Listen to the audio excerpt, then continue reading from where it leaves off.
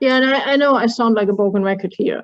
My experience, and that has, that is going back quite a while now, was that the academic system a lot of times fosters and advances the individual contributor, right? So, review letters from, for any grants or for any academic applications are rarely written for a whole team. They're typically written for an individual. And so even here we see that, like, it is important who is the first author on a paper. And for me, the biggest switch in mindset is the switch from individual contributor and innovator and, incredibly valuable participant in a community to not only a team player, because I would argue nobody says that you cannot be an individual contributor and a team player. There is no contradiction in that per se.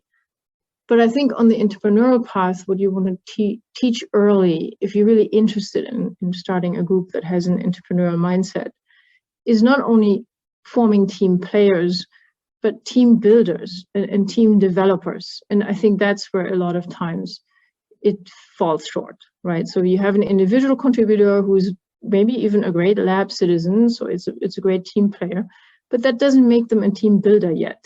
Team builder is somebody who seeks collaboration, who looks at innovation that is really based on connecting the dots, and the dots don't have to lie in one lab. And then it's the kind of person who not only builds a team, but encourages them, develops the team into a trusting community. And so I think for any person who is in an academic lab, either as the PI or as a student, it is a different mindset. And I think it's a very valuable mindset and it's a very satisfying mindset. I personally always thought that working in a team is much more fun with different perspectives than working on my own.